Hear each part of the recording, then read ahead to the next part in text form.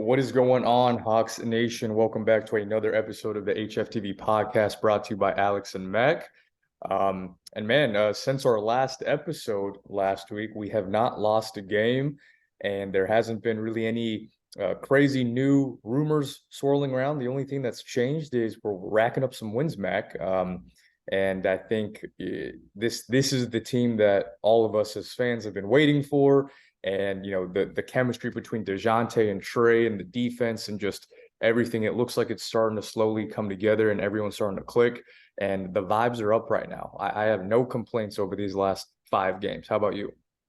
I'm right there with you, man. I was just saying off air. I was after last night's win. I was like, man, I can't wait to record tomorrow because it just, anybody who's been listening to the podcast or just been a Hawks fan knows that, like you kind of said, man, here recently before this 4-game win streak, it hasn't been the brightest of days for us. But 4-game win streak, maybe for some other organizations at the top of the NBA right now, maybe that won't mean too much. But I feel like it means a ton for our Atlanta Hawks at the moment, man. And I'm thrilled, as you can see by the smile on my face, man. Like I'm a happy camper right now.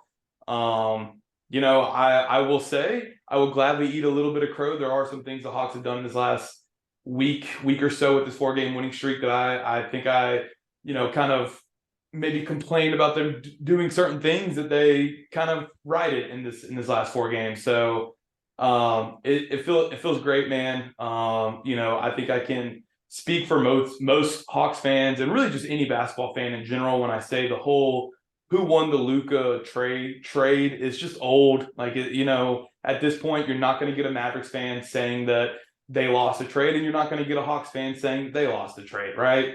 But point being is that obviously those games are a little more emphasized than other ones. Like I tweeted before the game yesterday morning, I was like, these Mavs Hawks games just hit different, man. And they do. They're just they just mean a little bit more because of what Luka and Trey have connected to it.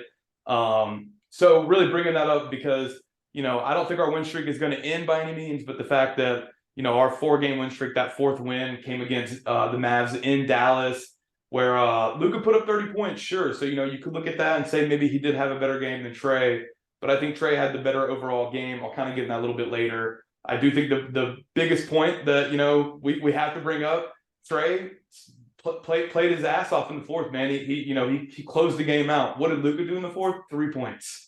So just saying, man, it's I feel like Trey got the upper hand on that one. So at least for last night's game. So it feels good, man.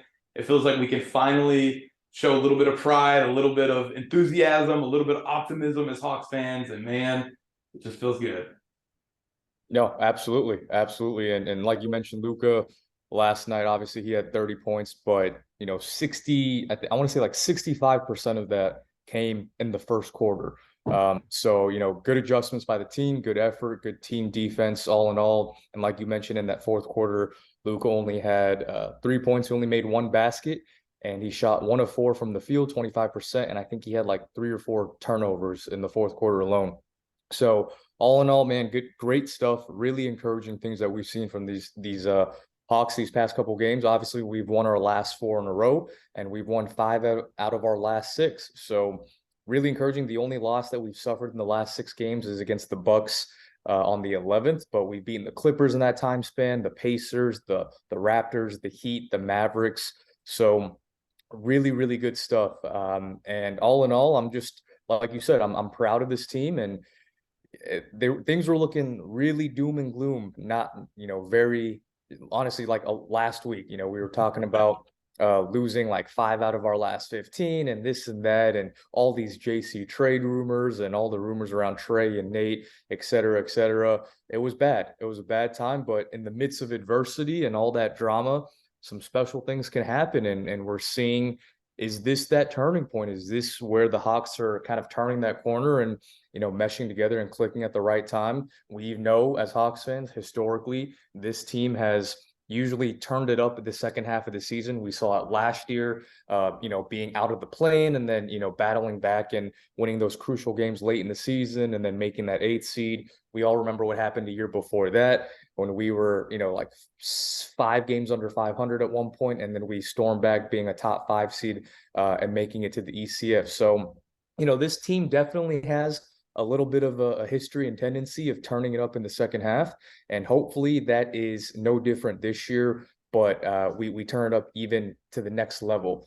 Especially when you look at the slate of games that this team is going to be doing for our next 5 games, we honestly should be favored in a lot of those games. We got the Knicks, the Hornets, the Bulls. Who else do we have? The Thunder and the Clippers. So I'd say, honestly, besides the Clippers matchup, but that's at home, so I'm feeling good about that. We should be favored in almost every single one of these games, and we could extend this winning streak not only to 4, but to 9 games in total. And hopefully it doesn't stop there. But before we even, I don't even want to talk about the future. I want to talk about the now, the present, what's happened. And, here's just some encouraging things that we've seen from this team over the last, 6 games or so. Trey in his last 3 games alone, he has 9 steals.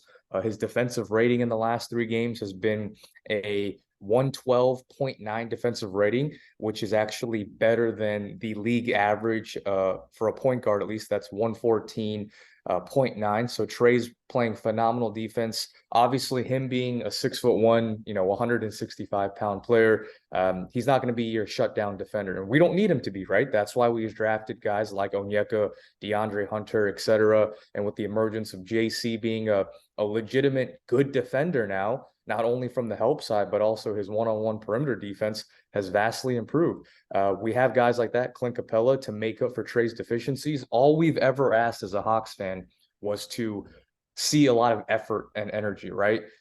That's all we can ask for. And he's been doing exactly that. He's taken some pride on the defensive end. Maybe, that players only meeting, or maybe what Dejounte said to the team is starting to rub off. But I'm loving what I'm seeing from Trey on the defensive side of the ball. And last night was a perfect example. He didn't score his normal, high scoring output of, 25 to 30 plus points a game. He only gave us 18 points, but he did it on really, really good efficiency. And he made the right plays that we needed him to. 12 assists. And of course, he had that dagger floater late in the fourth quarter to kind of seal the game. But he was just making good decisions, trusting his teammates. He was deferring to Dejounte, who, stole the show with his own 30 points. So Luka wasn't the only person to score that. But Dejounte capitalized in crunch time. That was the big key difference.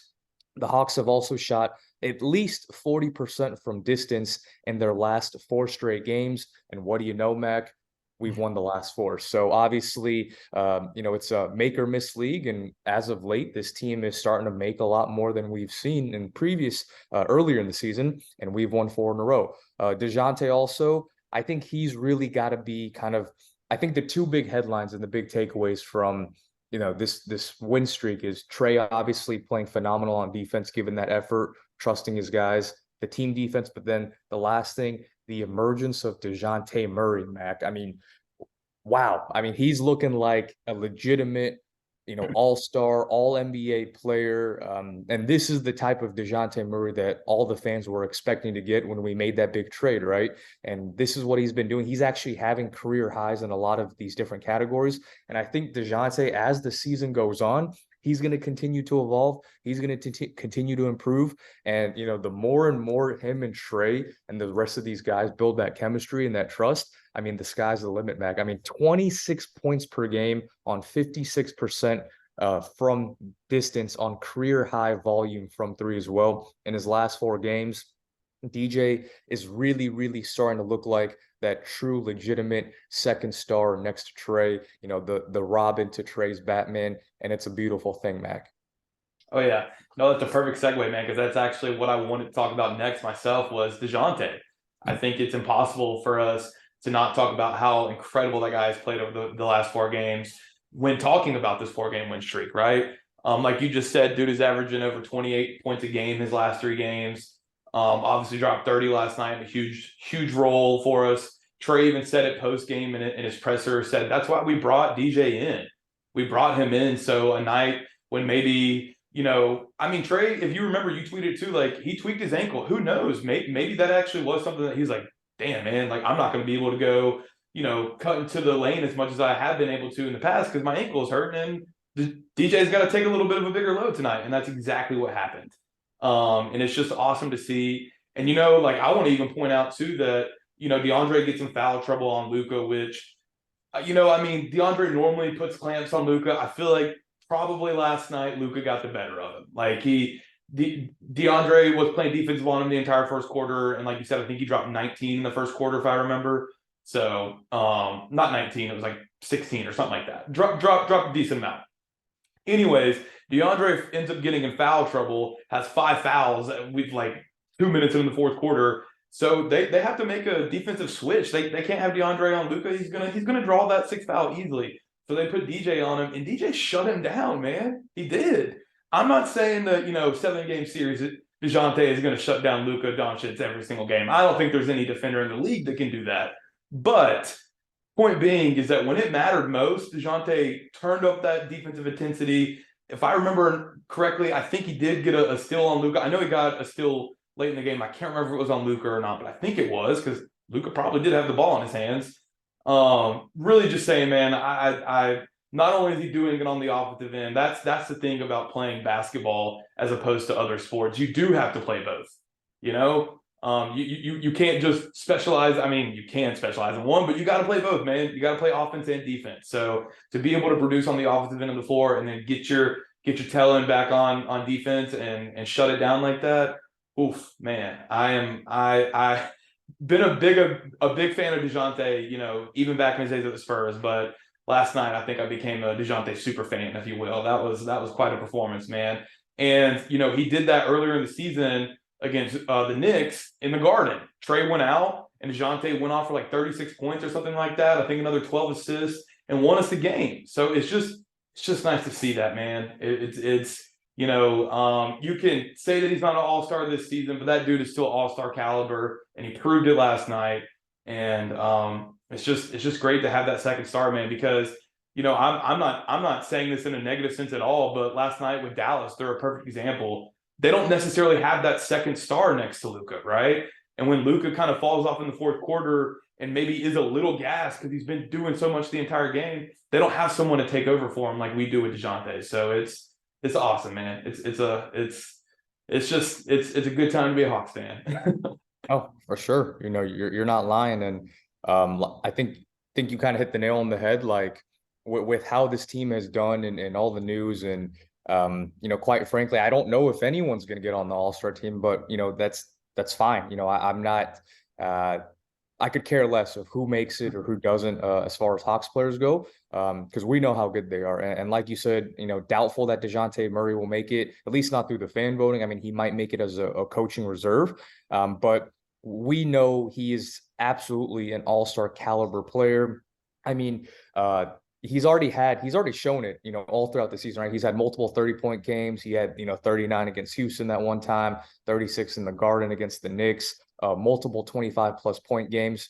He had 34 against the Nuggets. So he's had these big scoring outbursts, but it's been a little kind of up and down with him. But now we're really starting to see a consistent stretch of DJ actually kind of turning up and scoring at will. And we've seen it these last 3 games. I mean, if you just look at his last 3 games alone, he scored 30 last night against the Mavericks on 66% shooting, 66% from 3. He gave us 28 against Miami on 64% shooting, 62% from 3, and then 27 against the Raptors. He gave us 58% shooting and 40% from 3. So the dude, this is by far and large Dejounte's best kind of 3-game stretch so far in a Hawks uniform. And I think this is just the tip of the iceberg, Mac. I really do. This is the type of player that Dejounte can be. That's the type of player that we've seen in previous years in San Antonio. But I think now that we're halfway through the season, a little bit more halfway, and he's comfortable with the team, and he's kind of built that, what's the word I'm looking for? He's kind of warranted kind of that 1A, 1B role. I think a lot of times earlier in the season, DJ was deferring to other teammates, maybe trying to get his assists up and really not trying to be a quote unquote ball hog and try to take over the game with Trey. We've seen some of that, especially in that Houston Rockets game when we gave up that big lead. But now he's picking his spots, but he's making smart decisions. He's shooting the ball much more efficiently, and it's translating into big time performances. So I think, like I mentioned, I think this is just the beginning of this DJ spree. And I think we're going to see a lot more of these kind of 25 plus point outburst games in a lot more consistent manner. So yeah, I'm excited, man. I mean, this is the true second star we've needed. I don't even remember the last time a Hawk player, not named Trae Young, has given us 25 plus points, in 3 consecutive games on that type of efficiency. So yeah, it's really encouraging stuff. And once Trey and DJ figure it out between them two, and it looks like they're slowly starting to figure it out, and with the emergence of, and the improvement of JC on the defensive side, Clint Capella getting healthy, DeAndre Hunter really improving since his injury. I mean, this team is looking really good. AJ Griffin is slowly starting to get more and more comfortable. Same with Jalen Johnson. If Nate will actually play them a little bit more, and that's a topic for a different day. And once Bogey gets out the slump, I mean, this team could go on a really big run, Mac. And that might be the homer in me. That might be me sipping the Kool Aid a little too early, but I'm here for it. I'm here for it. This team is talented. We got 2 stars leading the way, and we got a lot of good complementary pieces that are, just scratching their surface of potential. So, vibes are up right now. No complaints from AC. Oh yeah, no, I'm right there with you, man. I've been thirsty for some Kool Aid, so I'll gladly drink it right now, man. Sure, yeah, sure. Take it with you, baby. That's you got to remember, fan is short for fanatic. You know what I mean? Like that's what makes us Hawks fans is that we're crazy about this stuff, man. We love it and we care about it. And when the Hawks start playing well, like I notice my outlook on my work day is even better. I'm just saying it's good. Oh yeah. And I think you speak for every Hawkson, right? When we start winning games like this, and we're winning a lot more than losing. Every morning you wake up, the air is fresher, the coffee tastes The better, birds are chirping, the man. birds Yeah. are chirping. I mean, everything is good in Hawksland. The moment we start winning, and I think the age-old statement, "Winning cures all," it's definitely true. And you see the body language, you see the performance on the team too. So hopefully we can keep building off of this. And I know every episode we've done, dating back to our first episode, our pilot, we've been talking about can this team build momentum? Can this team go on a big win streak? We haven't seen it yet. And as we mentioned, this is the first time this team has had 4 games in a row in the W column. And I'm excited. I'm excited for this. And I truly believe this is finally the time. Because if it isn't, then there's never going to be another time. But I really think this is where we turn the corner and we start playing to the capability that we know we can. Obviously, I'm not saying we're going to win every single game for the rest of the season, but if we can win at least, for every 5 games, if we can take, 4 out of 5, which I think we can, then we're going to be in prime position come playoff time. Oh yeah, and I think we could definitely do that. As you mentioned, same here. I don't want to look too much into the future. Kind of want to embrace the now, but the next 5 games we have, I do completely agree with you. They're all pretty winnable games. Where like you even said, most of them we probably will even be favored in. Then after that, we have our second West Coast trip of the year. This one's 5 games instead of 4. But I actually said this in our episode, before we did our first West Coast trip. Hawks historically actually do pretty well on those West Coast trips. We went 2-2 this year and easily could have gone 3-1 if that Warriors game just one play would have swayed in our direction, right?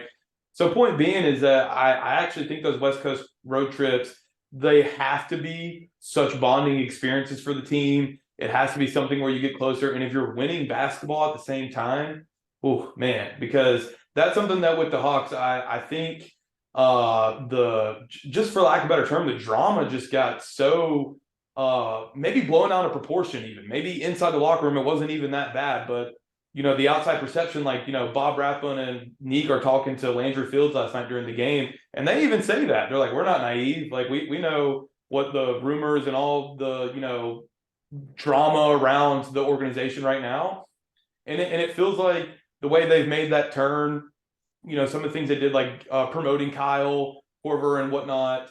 It just feels like things were, man. They were bad. They were so bad that the only thing that could happen was improvement, and improvement has happened.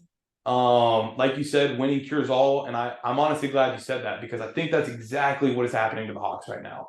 Not only as fans, because obviously we're feeling better about it, but the players, man. You can just tell it's not the same. Like, oh, it almost felt like if they won a game a month ago, you could almost even tell in the back of their minds, they're like, shit, we're probably going to lose the next one, though.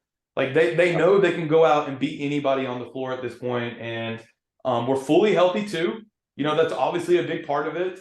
I don't think I believe it was Brad Rowland actually tweeted it last night, so shout out to him real quick. But you can't construct a basketball roster where the only way they're good and can win games is everyone is healthy. That can't be the case, sure. But the reality is that our roster is healthy right now, and we do have everyone that can play. Sure, Clint isn't fully healthy yet, but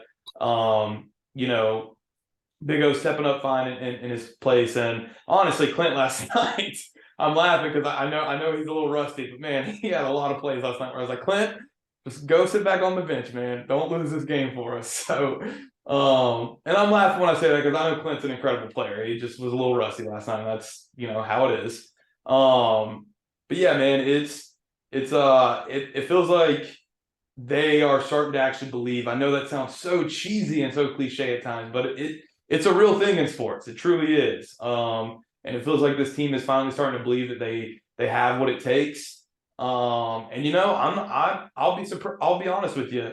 If we're going to compare it to one of the last two seasons, I think it's going to be the not last season, the season before, where we're not just going to turn it around and make it into the play-in. We're going to turn it around and end up a top 4, top 5 seed because I believe we're only 5 games out of home court in the playoffs, which is obviously top 4 seed. So 5 games, man. We're on a 4-game winning streak. Obviously some teams have to lose for us that to happen. But dude, I legitimately think I counted before the episode. I believe it's either 13 or 14 games before the All-Star break. If we can go 10-4, 10-3, 11-2, whatever it is, hey, maybe even win all of them. Ooh, man, we are going to be in prime position to, after All-Star break, just continue to play what I like to call pace basketball. And that's just, hey, man, you got the lead, basically. Just keep playing pace, and you'll get that top 4 seed. I'd even be fine with the top 6 seed, man. Just avoid the play-in at this point. So, yeah, man, it feels good. I'm drinking that Kool Aid, as you can tell. I may be wrong, but this is something that I will eat that crow if I have to, because it feels good to finally be positive over here. That's all we can do, Mac. We can only go up from here, right? And like you mentioned, there's only 4 wins right now, currently, as this time of our recording, which is January 19th, 5:30 Eastern time. But there's only 4 wins that separate us and the 4th seeded Brooklyn Nets. That's it. And a lot can happen. There's still a lot of games left from now until the end of the season. And like you said, if we can especially go on a nice little run right before All-Star break, matter of fact, let me just check when when the actual All-Star game is so I can see. All right, so we have I can't even tell.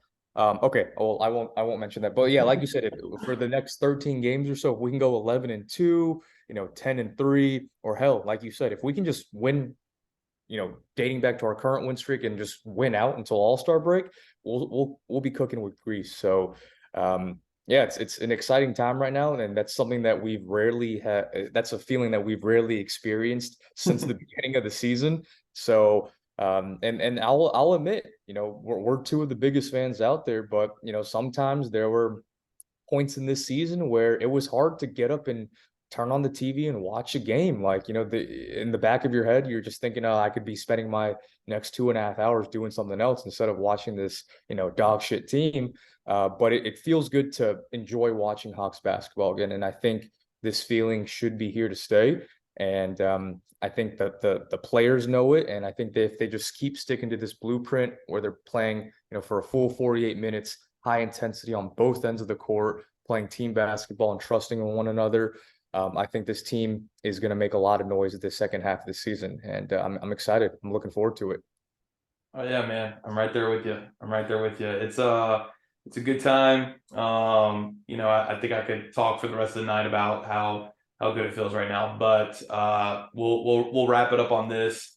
I understand winning every single game before the All-Star break probably isn't incredibly feasible. It definitely could happen.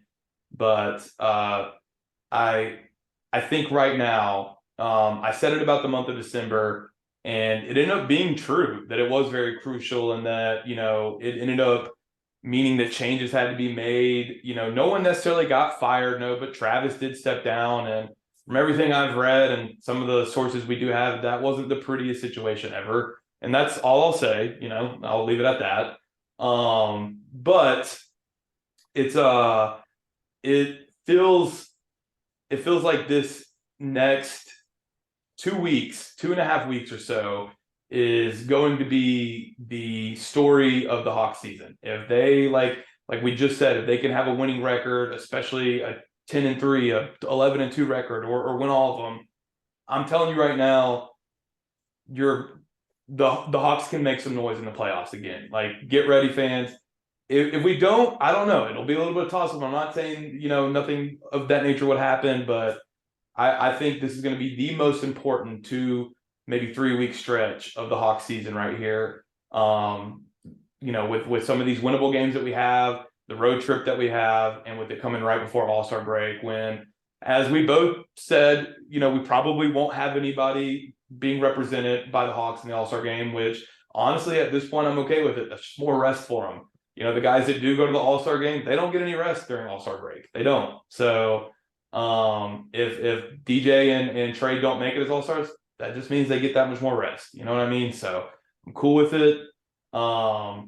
It let's keep this positivity going, Hawks fans, and yeah, it's I believe the tides are turning, guys. We'll see what happens.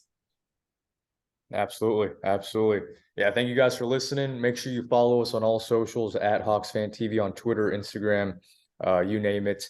And yeah, subscribe to the pod, leave a rating, leave a review if you like listening to us every single week. And yeah, make sure you check out our post game shows that we host on Twitter Spaces every single game, win or lose. We're there chopping it up, talking Hawks basketball. So yeah, thank you guys for listening to another episode, and we will see you next week. Oh yeah, guys, as always, go Hawks. Go Hawks.